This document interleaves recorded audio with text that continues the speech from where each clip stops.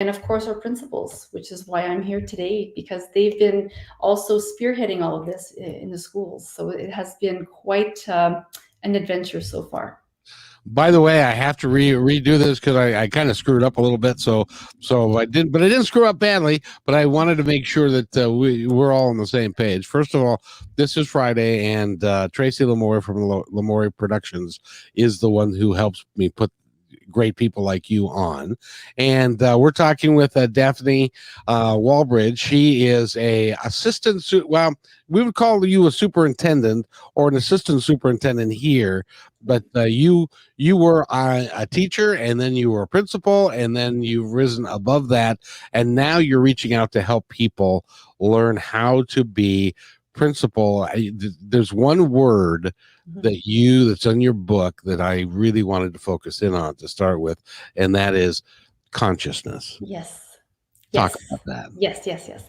So I also was a vice principal, so which is important because it gave me a whole other at the high school level, which gave me a beautiful insight into the world of teenagers and their struggles and challenges as well. So, but to to respond to your question or your observation about consciousness, I recently finished a 20-week conscious coaching certification, consciousness, with Dr. Shafali, for those of you who know her. Wisdom in education and as a leader is extremely important because it's an inside job. You know, when you're leading a school, because I'll talk about principals since this is my area. When you're leading a school, you're constantly asked to, make decisions, deal with conflict, that teachers are coming in if they're frustrated with something, or a student or a parent. There's a lot of pressure on the shoulders of a principal. And oftentimes, and when I coach my principals, I try to go tap into wisdom. And as their leader, I'll go inward. I'll say, okay, how am I co-creating this? Did I have a role to play in this situation? How can I come and help?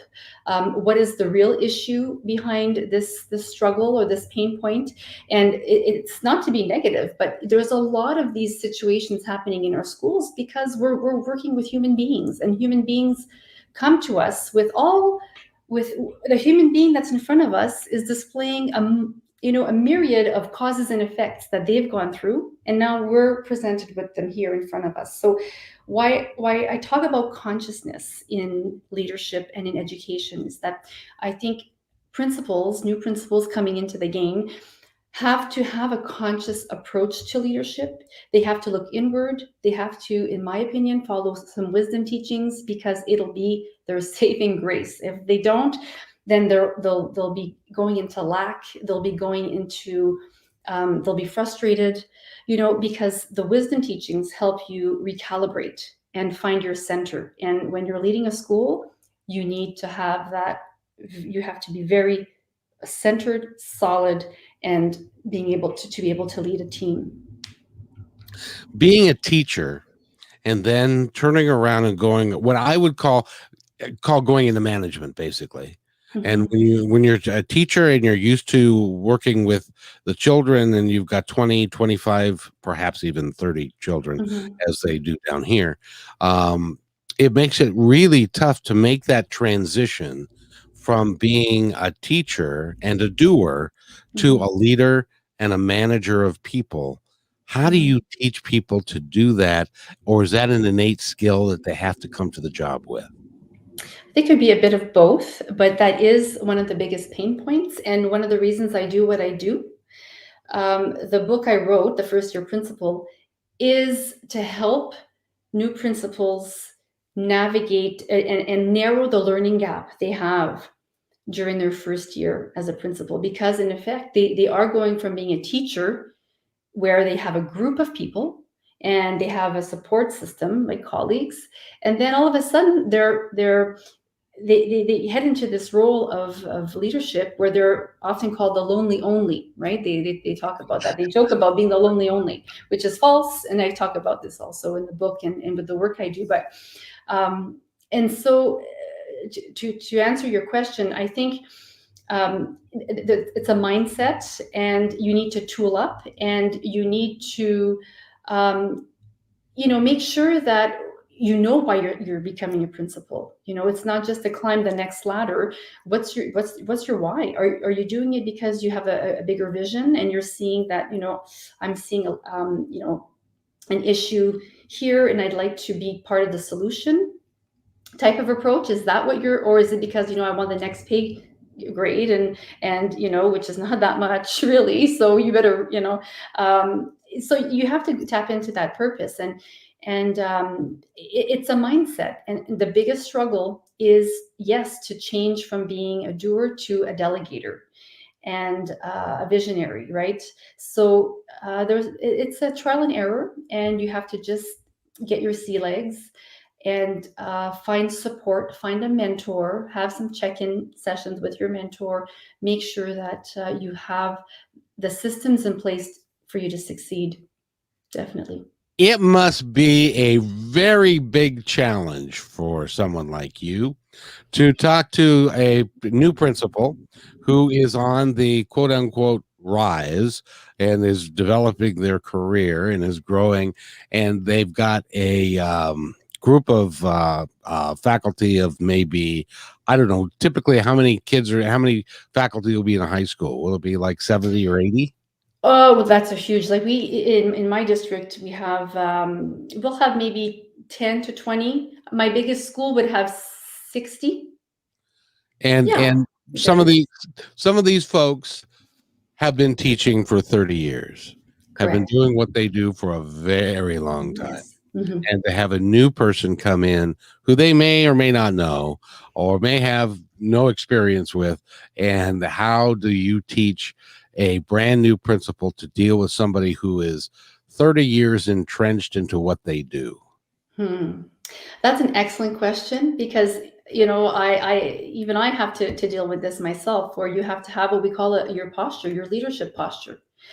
And there are a few things that you need to do which are not pleasant, but they're part of the job, and accountability is a huge one. So holding people accountable, whether it's someone who has 30 years experience or who has 5 years experience, you have to hold them accountable. um, you know, have these courageous conversations, meet with them, have a plan in place to help support them. Because again, your role is to look at your part in this. Okay, what am I doing? What am I not doing, or what am I doing that could either help this person?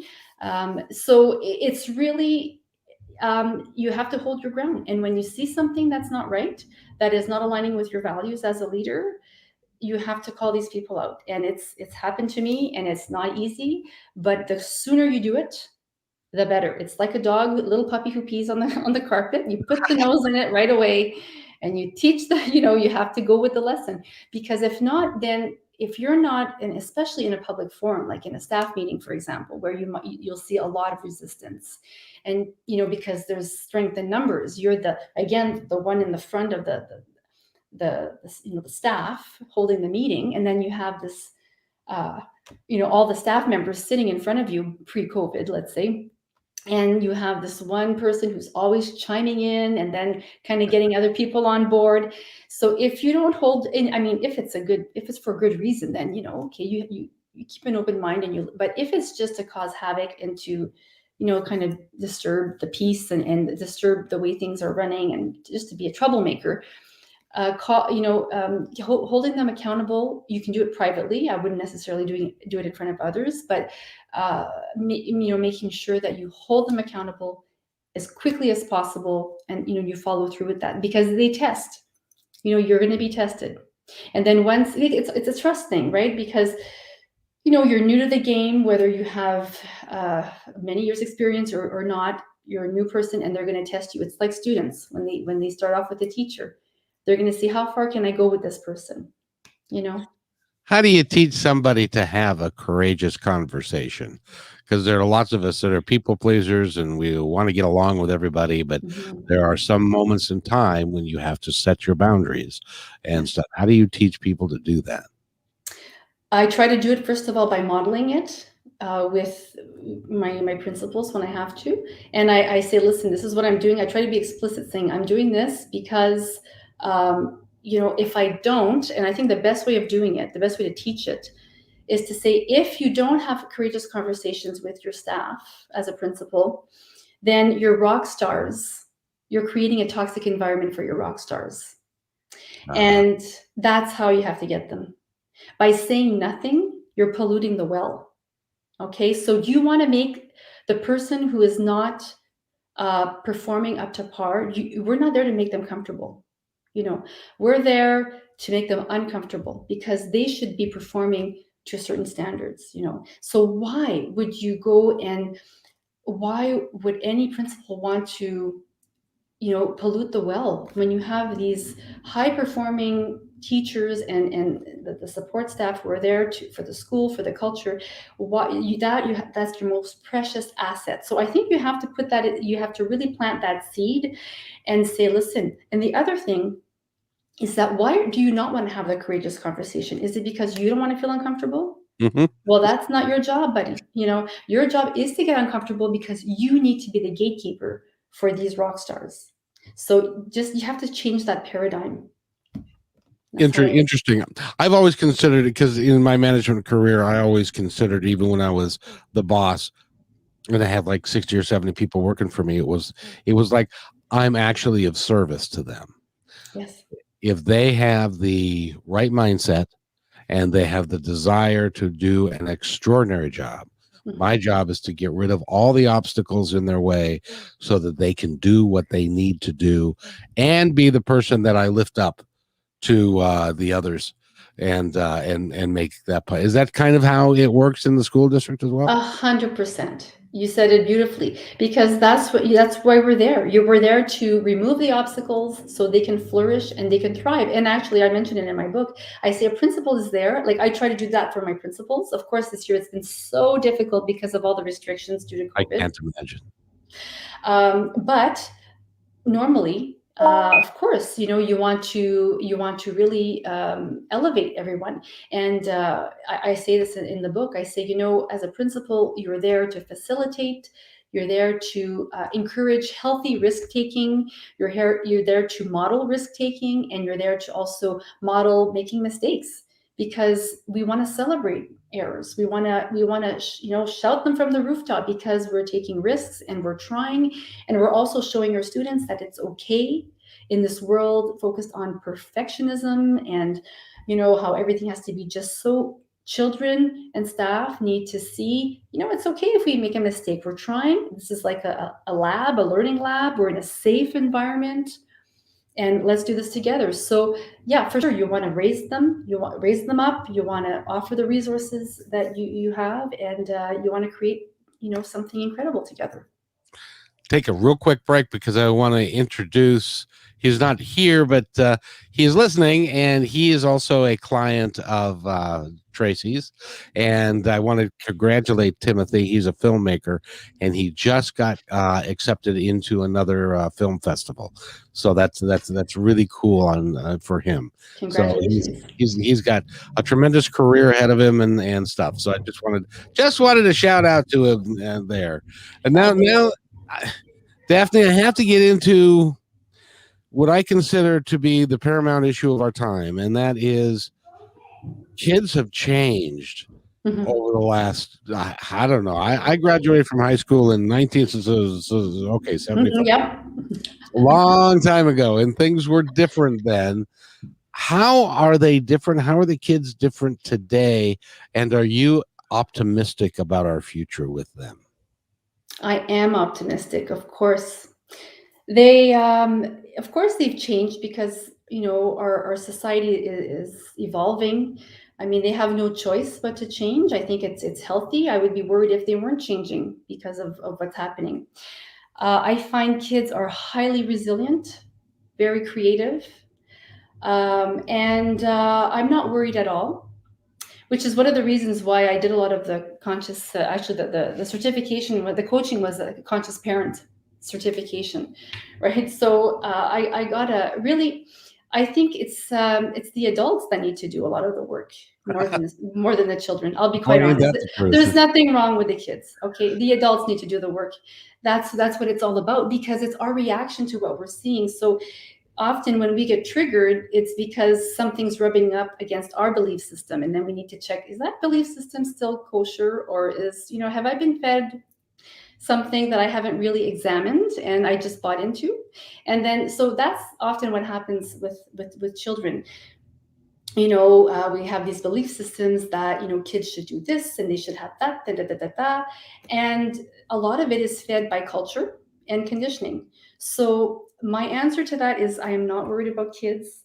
I'm worried about parents who are unconscious, and because of just because of culture and conditioning. I mean, it's not their fault. We're all like that. We all fall into unconsciousness. I mean, we're human beings, and it's a very strong pull, right? But I don't believe in being a fear-based adult when it comes to children. And I'm in the system. Again, as a vice principal in a high school, I saw so much, but I saw so much, but I saw like beautiful light with every student, because they're still developing. It's with the parents that I had to work with, and their the fixed mindset and their belief system. So to answer your question, I think the children are fine, and some need guidance, of course, because they are a victim of their unconscious surroundings. So I would work more with the parents in a loving way, in a compassionate way. It's non-judgmental. It's not meant to be judgmental at all. It's just that's what it is. We are prey to our society and the conditioning. It's got to be. It must be just invigorating when you see the light come on in a child's eyes, Mhm. and they feel, and you feel like you've actually reached them and touched them. What's that like? It's I get goosebumps just thinking about it. You know, um, Especially the boys. When the high school boys that were really troubled. I just saw them more often than the girls. I mean, it's not to say the girls, they have their issues, more psychological, of course, and I've helped a lot of them as well. It's just to have that connection. And when you build that connection with the students, and you see that slowly but surely they start coming back to you, to the office, not because they're never bad. It's a poor choice of behavior that they've chosen. And when they come and they open up, and then you're there to offer services and just an ear or a safe space, you feel that you're making a difference with that one person, with that one child. I still see some at the grocery store, or in town, and I ask, oh my goodness, how are you doing? And they're grown up now, and they're better, and they've evolved, because they've matured. And you feel good, because you have to love people. If you're in education, you have to love people. You have to love working with people. Yeah. It's interesting. I was just thinking about are the teachers that I had growing up, and all the people that I've dealt with in my life. I was in management. I've dealt with a lot of people, hundreds of people. I've interviewed hundreds and stuff. And I remember my teacher's name from elementary school, and I remember having moments with them and stuff. And it's like an experience like no other. So I imagine when somebody's an adult and they see you at the grocery store or something, that they're really excited to see you.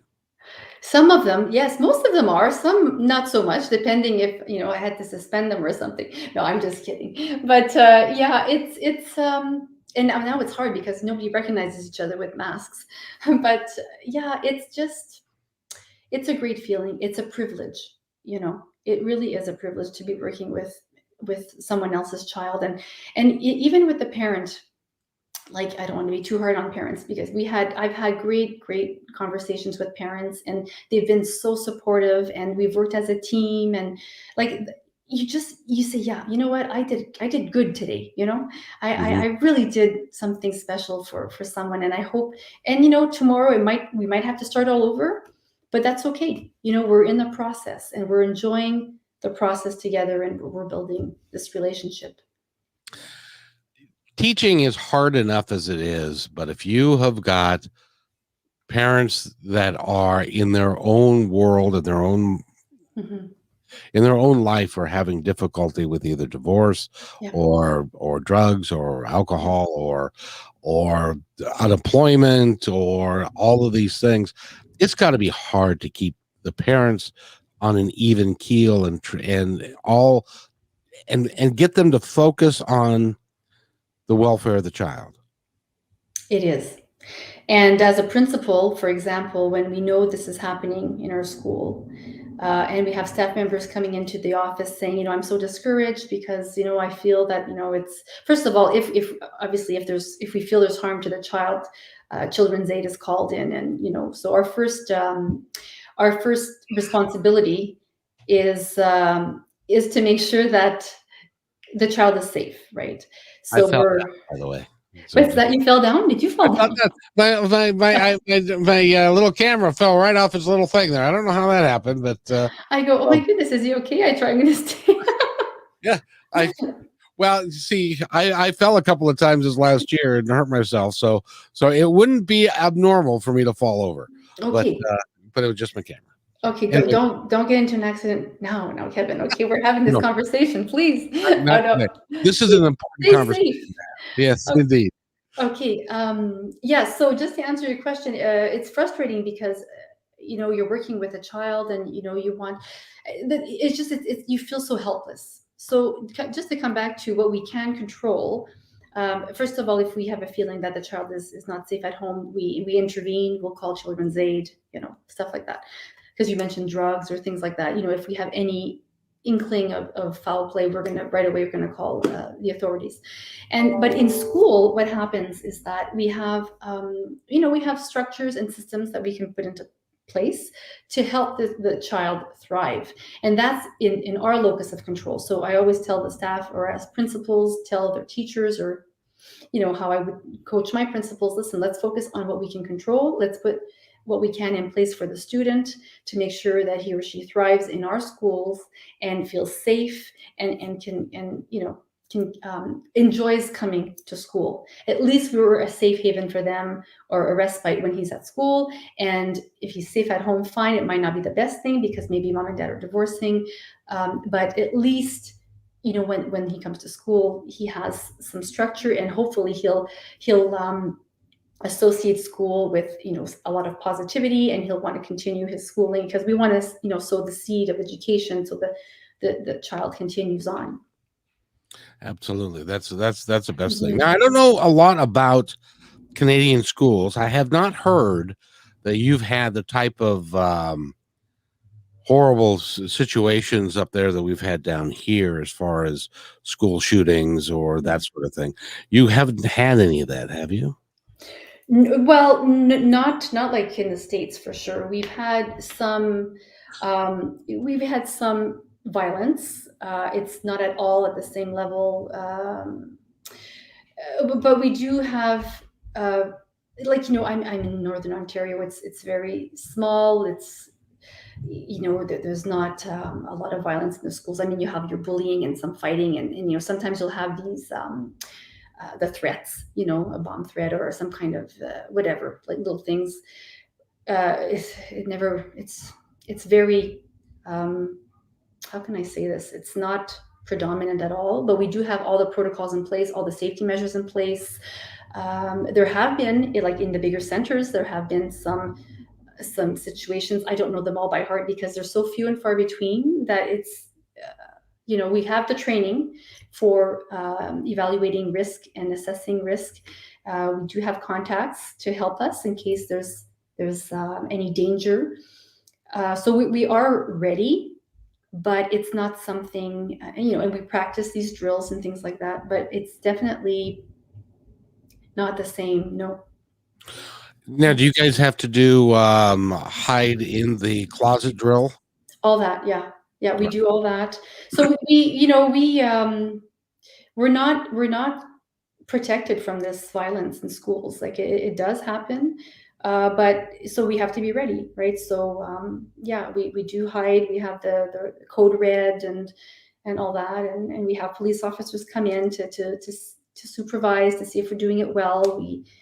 and we document things, and yeah, we do that as well.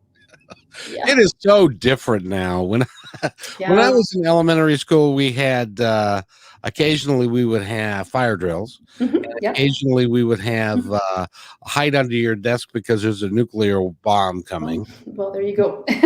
But this is all the way back in the early to middle 60s. And so but it's changed so much. Are Yeah. kids more jaded today than they were, or is it just part of the times? I think they've had to grow up very fast because of social media is not helping. That is really not helping, right? I mean, it could be a force for good. I always try to promote social media. Even I have a 10-year-old daughter, and she's not on there yet, thank goodness. And she won't be for a while until it depends. Kids are good at, she's a negotiator, but we're keeping that away for quite some time because, and I always tell her, I go, social media can be like, look at this. We're on social media. We're talking. We're contributing. We're having a really great conversation, positive, right? And I always try to tell her, I say, Phoebe, this is what's good about social media, but there's also a lot of, bad stuff. There's a lot of garbage out there, and I think kids are consuming so much garbage. They're looking to for release. They're looking, and of course the students who do these shootings and these bombings, I am not an expert at all, but the profile is always kind of typical, right? You're going to see they've been either bullied or isolated, or there's been some kind of dysfunction in the home, and then they're looking for some kind of way of not isolating, but how can I say this? They're trying to evade, evasion is a form of evasion, Mhm. and then they'll start slowly, right? They'll try to bring like I remember one student, he brought a lighter that was like a gun. Okay, that caused in our high school, that caused the whole shutdown. I Yep. can believe it. I Oh can yeah. believe Oh yeah. So we did have our. That's what I mean when they'll try, and when we were trained by these experts in this type of behavior, they say that they'll try slowly with toys to see what happens. They'll dip their toe to see how it feels, and then they'll go a little bit farther and a little bit farther. Yep. So I think jaded. I think social media is not helping. Movies, music, music videos. Again, it depends. I know I put a lot of restrictions on all of my daughter's technology. It locks up at this, and this app is locked up at that time, and only an hour on this. And I've had to really, be the architect of her consumption because it's out of control. You are an expert on children. You're an expert on schooling, on management, and stuff. Give our listeners some ideas on how they can limit social media and make it a positive experience, rather than, because there have been people, as you know, and that have committed suicide Mhm. over being bullied on media, on social media and stuff. Yeah. How do we protect our kids from that? Can you protect our kids from that? I think you can do the best you can. I think you have to have your eyes wide open. What I do, and I don't know if I'm an expert. I'm a mom, so I guess like any mother out there is becoming or a Oh no! father or father. Yep. Don't sell yourself short. You're an No, expert. the conscious parenting coaching has really helped me because we talk a lot about this type of stuff, and so as a parent, you need boundaries with your children, right? I have stone boundaries with Phoebe, regarding anything regarding her health and wellness, safety. And I consider social media part of that category. Now, for example, I wanted now right now I must say her iPad time and all that's gone out the window because of what's happening, and I'm hardly parent of the year for that. But in normal, without pandemic, when we have structure, when she has swimming or whatever, um, I put a time limit on her iPad, right? So I let the iPad be the the referee or the bad person, not me. So, and she knows. I said, listen, I'll give you, I don't know, an hour or 2 hours, whatever, and after that, it'll just shut off, and then that's it. She knows. And sometimes I'll give her more time, but she has to come and ask me, and I do that on the weekends. And again, I know she's on it way too much for my liking, but these are the times we're living in. And so she has to come and ask me, can I have more time? Yeah, well, how about we do this first? And then I'll give you more time because I haven't seen you all day, you know? So kids, what they want is they want connection. Number one, that's the first thing they're going to want. You know, before their technology, they're going to want connection with you. So, and sometimes connection means watching one of those a movie that you might not want, but they want. So when you build that connection, you know, you kind of, okay, well, whatever. I'm going to grin and bear it. I'm going to watch this movie because it's important to my child. So that's very important for parents. Build that connection, because when you're building that connection, kids are not going to be looking to go elsewhere for support and for connection. They're not going to go to their peers. They're going to go back to you because you've made that effort. You have to put in the time. So with Phoebe, I do limit. I also, she wanted YouTube. So I put a limit on YouTube because I can't control all the commercials, and it took her a while to get the app on her iPad. So, you know, little things like that, games, no, I'll put a limit on this. It's just, and to have the conversation. So I also negotiate with her. I say, I don't mind negotiating with you because that's sand boundaries. So I say, listen, what do you think is reasonable for you? And she'll give me what she thinks. And I'll say, well, I think that's a little bit too long. How about we do this? And she'll go, okay, how about we do this? And okay, fine, you know. And I'm teaching her. I want her to be able, especially young girls. I want her to be able to negotiate, because when she goes out into the world and she wants, you know, a pay increase or whatever, she loves the States. She wants to study in California one day. Maybe she'll end up there. You never know. I want her to have her own voice and to be comfortable negotiating. So it's happening in the home. I have no problem with that. And it's creating a nice environment where she doesn't feel like, you know, the parents are on top, the kids are on the bottom, and they're at the mercy of, again, our unconsciousness. So I try to be as conscious as possible. She needs freedom, and so we negotiate. So for parents, I would recommend that. I would say, listen, talk to your kids. Say, listen, I'm worried. I think you're consuming too much social media, and try to negotiate with them and see what's reasonable. That's a good way. Yeah, between social media and the famous Xbox 59 or whatever's out now, Yeah. it's the kids get stuck playing video games all day. It used to be that we would go outside because there was nothing to do inside, and so we would go out and we would play baseball, or we would ride bikes and do stuff like that. I don't see kids in my area. I don't see kids riding bikes anymore. Yeah. I see people hiding in their houses. Is it like that in Canada as well? I think it depends. We live on a very busy street, so, and sometimes there's some sketchy characters, so we don't let her outside alone for safety. It's a nice area, but sometimes you can't. You just have to be careful. And with the pandemic and the variant, we're a little bit weary as well. But yeah, I see a lot of kids. See, we're up north, so there are trails, lakes, cottages. We have a cottage, so, you know, we enjoy the lake in the summertime. So there's that. But yes, I do find kids are much more indoors.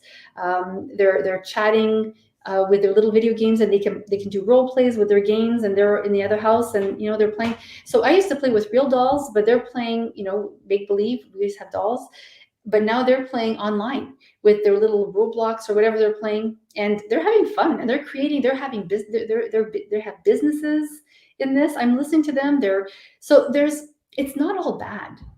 You know, Right. I think we have a tendency to paint everything like, oh, this is terrible. You know, our students are going to be not learning as much this year, and they're going to come back, and there's going to be a huge gap, and kids aren't doing.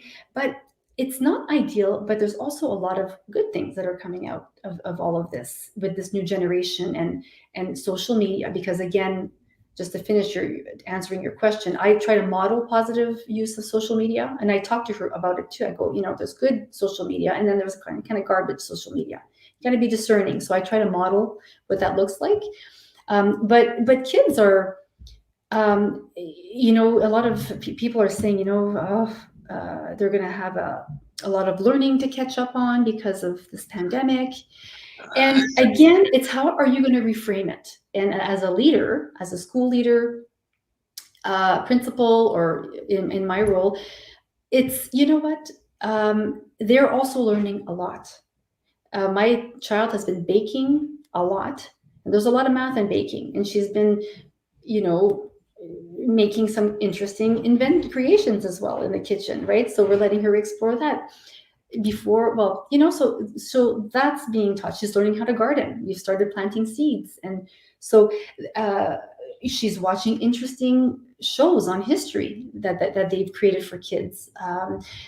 So they are learning, and one thing educators can do when we do come out of this pandemic is ask kids, what have you learned? What new skills have you developed when you were home and when we were kind of, not doing traditional schooling? Because I know you learned a lot. Please share. And then you're putting the kid in the driver's seat, and you're highlighting what the kid or the student has learned and how they've thrived on their own, not necessarily in this box that we're putting them in, in the system. So yeah, Question for you, and I'm full of questions for you of because course. this Yeah. is a very interesting topic to me. One thing that I wish they would do down here, I don't know if you guys do it up there, but they don't teach life skills. They don't teach things like how to open a checking account, Mhm. how to save money so that you can have what you want down the road rather than spend every penny that you earn, how to interview properly, how Mhm. to build, Mhm. especially in high school, how to Mhm. build a resume, how to get ready for your SATs, and Mhm. all of those things, those life skills. Do they Yep. are you guys better at that than we are down here? Because we're terrible at it. I don't know if we're better. I know that we do have it in our curriculum. I can only speak for Ontario. I'm assuming it's happening in other provinces as well. We do actually. We've just come out with a new math curriculum in Ontario, and it is back to basics math, where money. My daughter was counting money the other day, so and yeah, and I go, good, count the money, and she's a saver. So so they are putting that, and they do have more of a business. Philosophy too in the this new government. They want students to be entrepreneurs and develop these skills as well, so it is back to basics. Yeah. Yeah, Well, so because mhm. I had to laugh. Down here, if like you're in a like a grocery store or something, Mhm. and they lose power, because the cash registers, you just put in how much they gave you, and it tells you how much to give back. Kids don't know how to make change. It just drives me crazy that you could be Mhm. standing there at the counter and say it's your bill is 17.88, and Mhm. you give them a $20 bill. Well, Yeah. the change is $2.22, but they can't figure it out. So it's like, Yeah. Yeah, no, exactly. I know, but this is what they were learning, right? So they were yeah, they're doing this now, and they're going back to that because they need to be able to count basic change, understand that this is a $20 bill. See, our bills are colored, color coded, that's and helpful. it's helpful.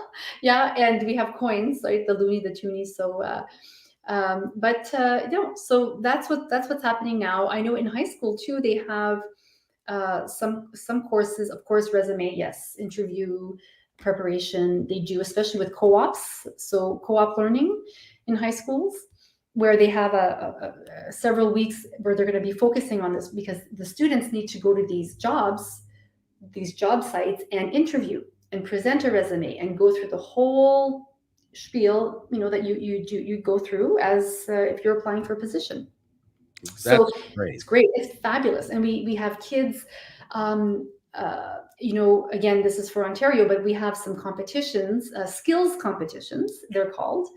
And this is for professional skills or trade skills. And they're kind of like the Olympics, right, for high schools. So, and I still remember seeing this as a vice principal, where we would have these group of kids who were in they were in a specialized program focused on health.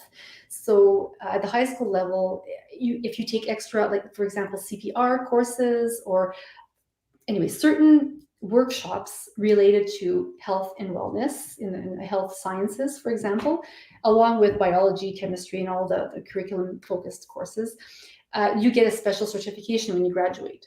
Okay, Oh, cool. but yeah, and they have that for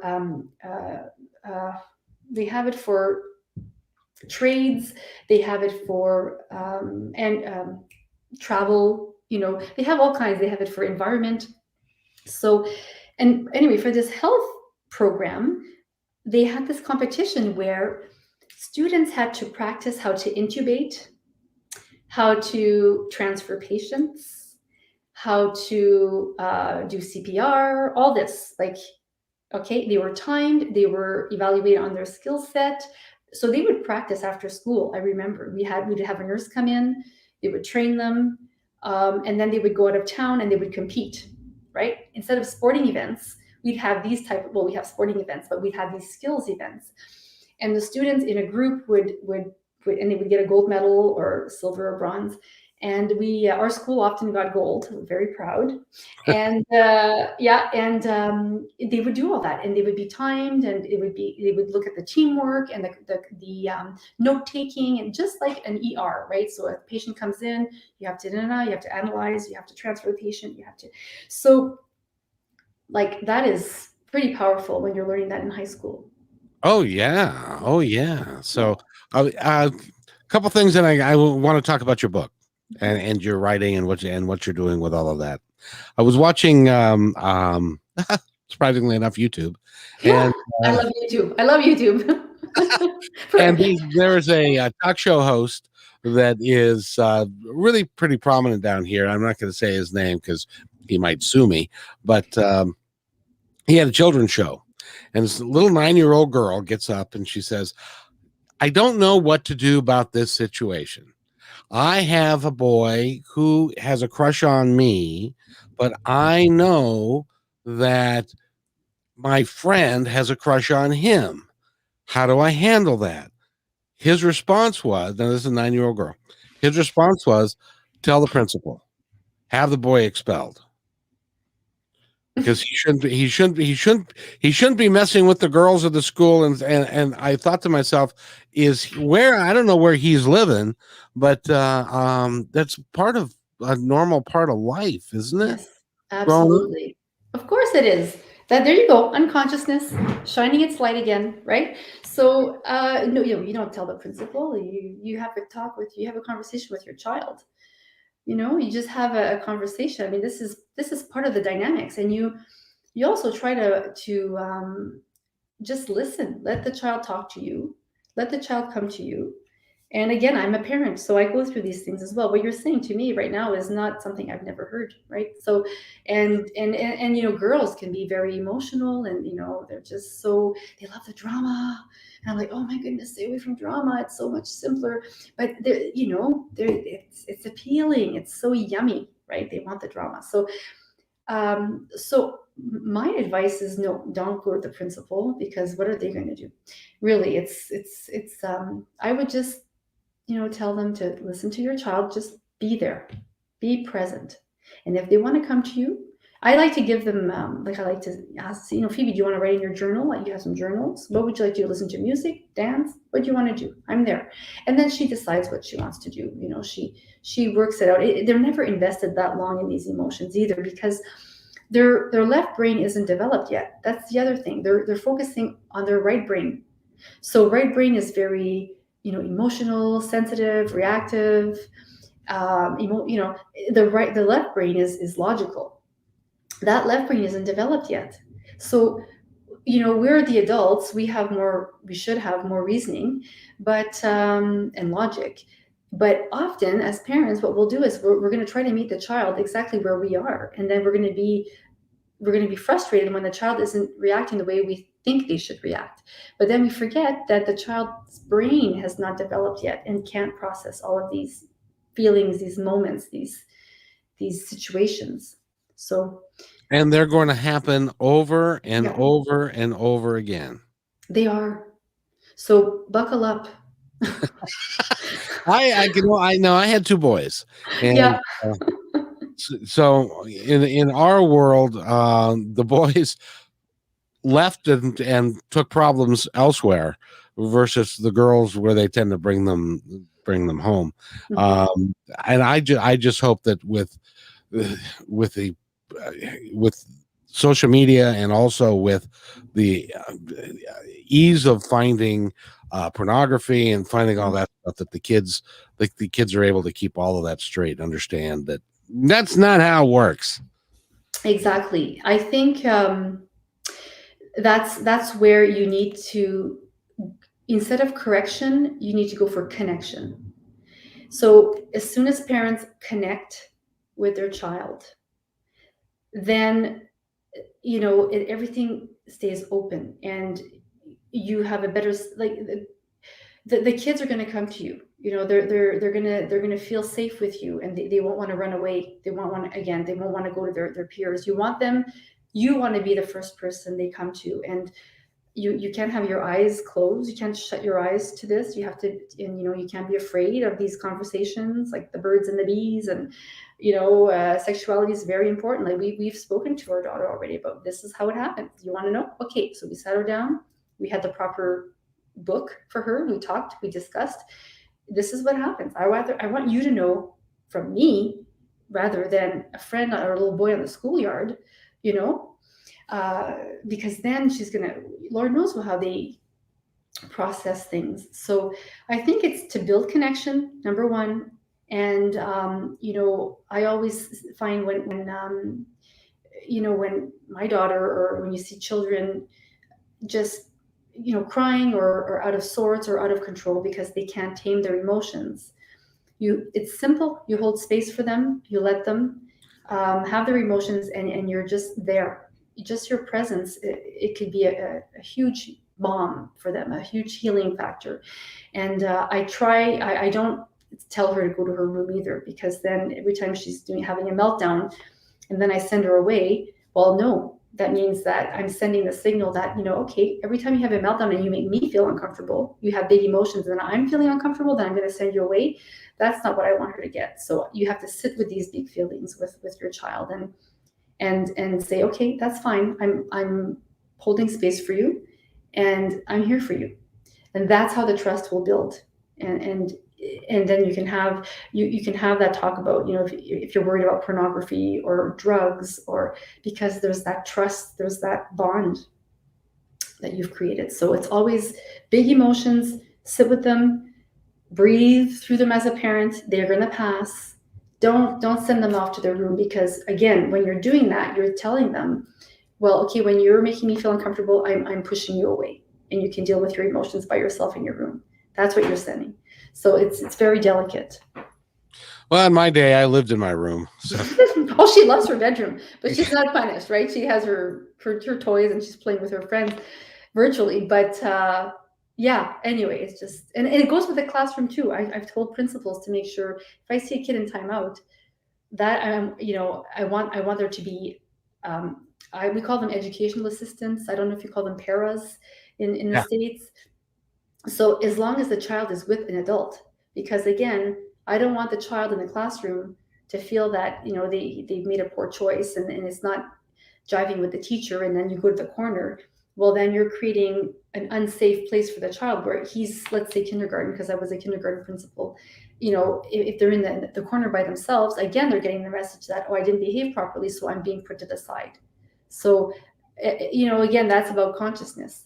And I said they can be with an adult, and the adult can explain why they're there, and they can talk it out, and then come back to the group. So it also plays out in the classroom.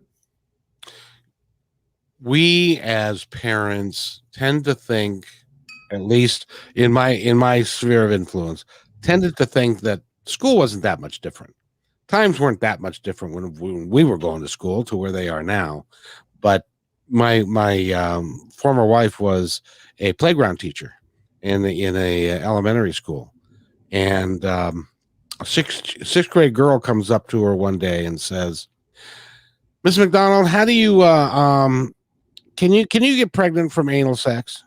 just blurted out, the 6th grade girl, Mhm. and it was like, holy Moses, they know a whole lot more Mhm. than we did at that age, and it's because of the internet and Yeah. all of that sort of thing. And so you do, as a parent, you do need to sit down and talk intelligently with, and not be embarrassed by it.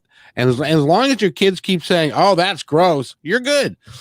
Exactly. And you know, if a teacher does, let's say you know, a child comes up to a teacher like this and asks that question. First of all, she must have felt that that's is it a girl, I guess. She must have felt, yeah, safe to come to your wife or your former wife to ask her that question. So number one, there's a trust factor. But the most important response is to be super cool, right? Very not, don't get charged, and okay, and accept it is the as isness of what's happening right now. Our children are learning more adult content quickly these days. Okay, it's happening. And it's how we're going to work with what they've learned. Like, so, you know, if they're hearing swearing on the schoolyard or they're learning about sex on the schoolyard, I know it's going to happen sooner or later. If it's not, it's already happened. That's why we wanted to be proactive, and we saw that she was, she was curious and she was asking questions. And you can't talk about the stork too long. After a while, she's a smart kid. She's going to find her answers elsewhere. And it was a conscious decision, but we need to be very open. And the same thing with about drugs and alcohol. This is what happens. This is the fact. And I remember her telling me, my God, Mom, there's so many things you have to worry about now, drugs, alcohol, girls getting pregnant too early. I go, well, yes, but when you know better, then you can do better. And that's why we're here to guide you. And, we're always here. We're open. We don't judge. There's nothing that's off topic. And just keep repeating that over and over again. So if parents who are listening, we're human. We're not perfect parents, but we're trying to do the best we can each and every day. Down here, always have had, probably always will have, this discussion about abortion and about abortion rights and people who choose and whatever. But my position is, children should be educated age appropriately, Mm-hmm. so that they understand the ramifications of what they can do, so that we can make abortion safe, legal, and rare, that it doesn't happen anymore. Do you agree with that philosophy? Absolutely. It's, you can't not talk about this. And actually, that was one controversy in our change of government, where the phys ed curriculum in high school had been modified because there was no more teaching of contraception and all that. And I go, boy, this is not at all being proactive or liberal at all. So again, kids are going to get their information from unfortunately not the best sources, which is why parents have to be very open and honest and have their eyes open, because even do a little cleanup of the room, your child's bedroom. Sometimes I know privacy is important, but for the health and safety of your child, sometimes you do have to do a little sweep. You have to go in and look and see, okay, what's happening. I check who has she been talking to, what are the chats looking like, little things, because they can chat on Messenger Kids and things like that. What's happening, who have you talked, and just casually, and also just casually listen in on the conversations, with this, what's happening. Oh, okay, yeah, that's okay, I'm hearing that. And then you can just gradually question. So being present, but not too snoopy, but still having your radar out, not the head in the sand, but the radar still being like, okay, I'm hearing some things. I might ask her about this later on, just as we're walking or something. It's important to Really, check in. really, really sound advice. Mm-hmm. Because you don't necessarily have your kids to be your friend, but they have to trust you. Correct. They have Yeah. to trust your judgment, and they have to understand. And they need to know that they can come to you, Mhm. and you're not going to put a guilt trip on them or cause them to feel like they can't come to you anymore, because they will find out. They will go Mhm. somewhere to Oh, find the yeah. information they're looking for. Absolutely. And No so shaming. No shaming at all. Yeah. let's talk about your book and how long has it been out now? You know, it has just been released 2 weeks ago. So Yay, it's how's it doing? hot off the press. I have a here. This is what it looks like. It's doing well, very well. Yeah, it's I'm working with Tracy, and so she's giving me a lot of opportunity to talk about my work, and it's just a tool to help new principals narrow that learning gap, because there's nothing more. It's like sometimes you feel like you've been fed to the lions. Okay, you were a teacher, you were safe and sound in your classroom, and now all of a sudden, well, normally what happens is that teachers who become principals, there's usually a stepping stone where they've been regional leads, or they've held some kind of portfolio, some kind of special portfolio within the board to have a bit of exposure. So, but when I was preparing for my principalship, I was just kind of looking for some quick tricks and tips, like practical stuff that they don't necessarily teach you when you're becoming a principal, when you're qualifying, you're doing your papers, you're taking the course. And I wanted to create that body of work for new principals. It's like, okay, by the way, if this happens, here's a lesson, here's what I've gone through, and here's how I dealt with it in the results I got, which were, which worked out. And then I have a section that's called Take Action, and then they can watch more videos, or they can journal on something. So there's a bit of journaling work in there too, because it's all about going inward. So it's also that's an active process. And of course, they offer resources and stuff in there too. I suspect that we're going to find your book on a lot of nightstands of principals and aspiring principals, because it's you can't possibly come up with a scenario for everything that's going to happen to you in school on a weekly basis. So it's all a matter of gaining experience, and that they can benefit from your experience, and you can teach them how to deal with it in an appropriate way and a positive way. They can be better at serving their teachers, who can then be better at serving the kids, and everybody wins. That's exactly how I see it, Kevin, and to remain flexible, to be curious, and to embrace the unknown, because Lord knows you have no idea what you're going to run into when you step into that school, on a daily basis. It could be quite an adventure, and to embrace the unknown and the gray zone. I can't imagine what it must have been like in 2020, right about March, when the pandemic started to take full force, and you had a brand new principal in a school that they had to change everything about how they operated. And she had to get everybody on board with how the changes that she was going to make, or he was going to make, happened. And that must have been an extraordinary time for those people. Well, I could talk about that firsthand, because I was one of them. Oh, wow. So, because I moved up very quickly, it just so happened that it was one position after another, and I got a promotion quickly. So that was me. And the mindset I adopted, and this is what I would like every principal to adopt, especially during a time of crisis. It's okay, great. Now we have an opportunity to grow and to innovate. That was the first mindset I wanted my staff to adopt. I go, it's too bad we have a virus out there, a pandemic. That's terrible.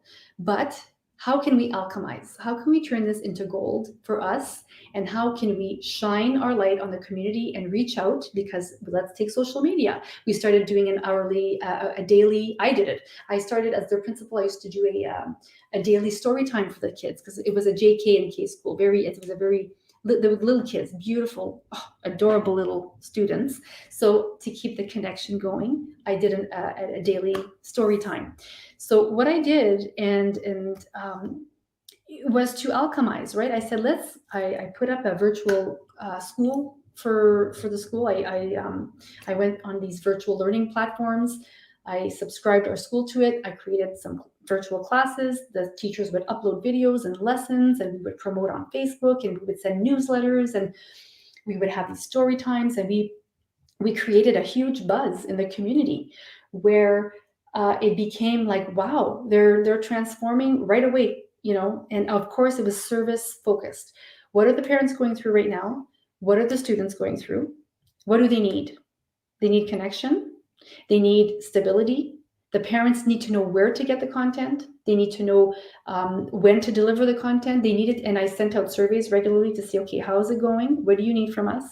Always service focused. So it's the big picture. We were there as a team, and not for our own glory, but as a team to see, okay, we're here to be of service. And of course, I had to support my staff too, because they were going through this transition as well. So it was a very positive experience, even though it was stressful. But as the leader, you're responsible for framing the scenario, right? And I wanted to frame it as, okay, right on. All right, now we have a new challenge, and here's what I'm proposing. Anybody have any ideas, and how are we going to turn this into gold? And this will be fun. It's going to be fun. Yeah. And again, as a leader, you have to embody the values. So how is it going to be fun? Well, I hosted a cooking show with my daughter in my kitchen on Facebook Live. Okay, let's make little chocolate mug cakes, you know, in the mug. You know, that was fun. We did it even during the summertime, again, to keep the connection going with the community. And let's create, you know, challenges, and let's post some fun videos on, you know, they had some science experiments. And so the story time was a big hit too. The daily story time.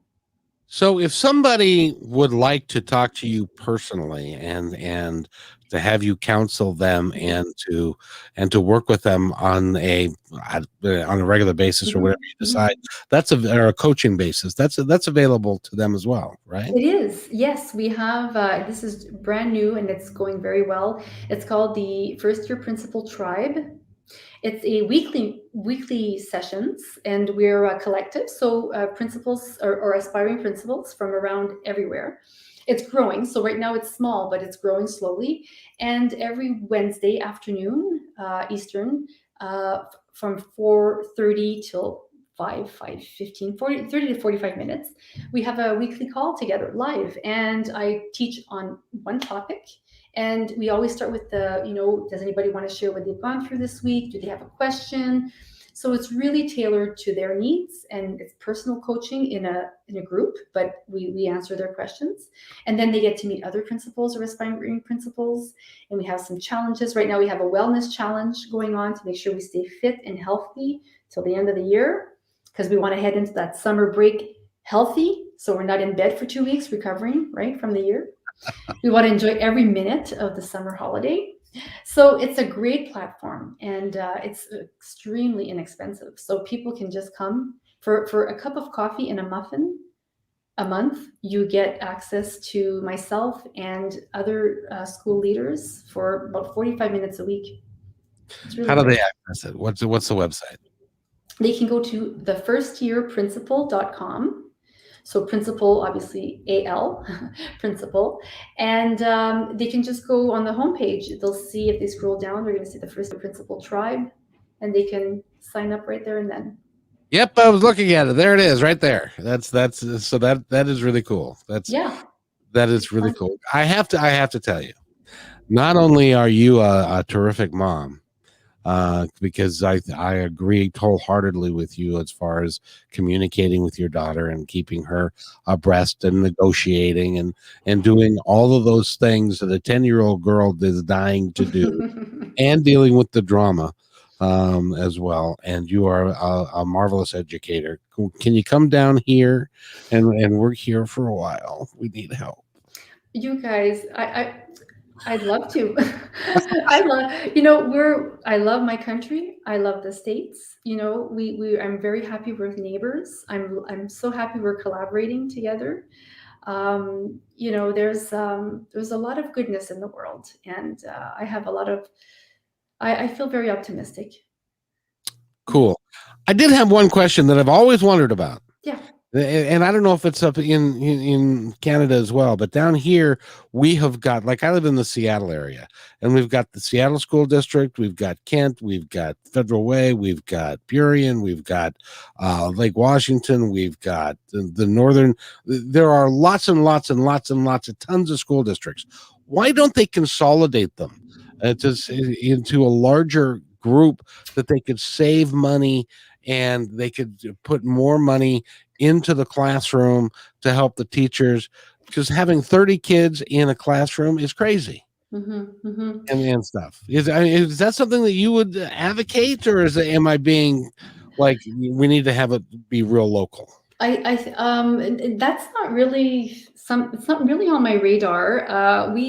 We don't have that many, but I mean, in Canada, we have, I think our population is 35 million only, right? You're Yeah. 330 million, so, or something, like, it's pretty big, right? Yeah, Like, it's our shrinking. country can fit in California, so the population wise. So, um, that's kind of a political. Yeah, it is. I don't know really how to respond to that, but I see the logic. Yeah, it's a tough But one. way to dodge that one. I don't blame you at all, because that's not even on anybody's radar. I was just kind of curious, Yeah, because they're always complaining about they don't have any money, and that they don't have enough money for the kids, yeah. and to put money into the kids, and to get the class sizes down to 15 to 20 kids and stuff. And I said, well, if you don't have the well, anyway, that's a political thing. So I Yeah. won't go there. But by the way, Daphne. Daphne Wallbridge has been our guest. She is an educator of the first rate. Let's talk about your website again. They can go to thefirstyearprincipal.com, and they'll find lots of free resources there for new and aspiring principals. And of course, my book is there, and you'll also find the link to the First Year Principal Tribe, which I would love to see you in. Anybody who's listening out there, teachers, aspiring principals, new principals, it'd be great to have the conversation and to meet weekly. Oh, and all the lessons are recorded. So if you can't make the live, then you can just watch it. They have it for life. So seems to me like that is something that, in a position like that, where you can be like in your office and you don't feel like you've got any connection to anybody, because they all work for you and stuff. And sometimes there can be a little friction there. It'd be great to have a group that you can go to vent, absolutely, to talk about. And that's what it's for. It's a collective to offer support and guidance and that cushion. And every week, I'm meeting with my tribe on Wednesday. And if I can't make it, I know I can watch the recording, and then we have our Facebook group page, and people, we connect and we support each other. Daphne, it's been a pleasure having you here, and I like to, when at the end of our time together, I like to give my guests an opportunity to tell our audience anything you'd like them to know. Anything. Well, I've said so much. I've enjoyed our conversation. Well, I just think if I'm just going to speak to teachers out there or aspiring principals or new principals, it is not the lonely only. There's a lot of support out there. Being a principal, being a school leader, an educational leader is an incredible career. And it's exciting, and it's all the way you look at it. And it's my passion and my purpose to help new leaders or aspiring leaders see that light and develop their skills. And your dog's name is? I was waiting how long. It's Strawberry.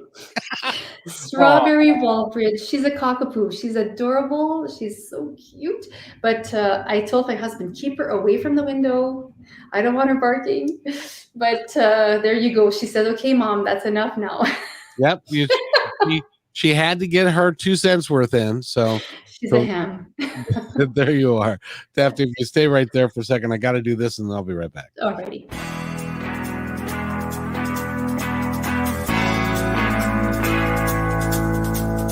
Hey, and thanks for listening to this episode all the way to the end. Hey, pretty cool. Hey, don't forget to follow us so you can receive regular updates and new posts. And remember, take care of each other, because each other's all we got. See you next time. on my Independence Report.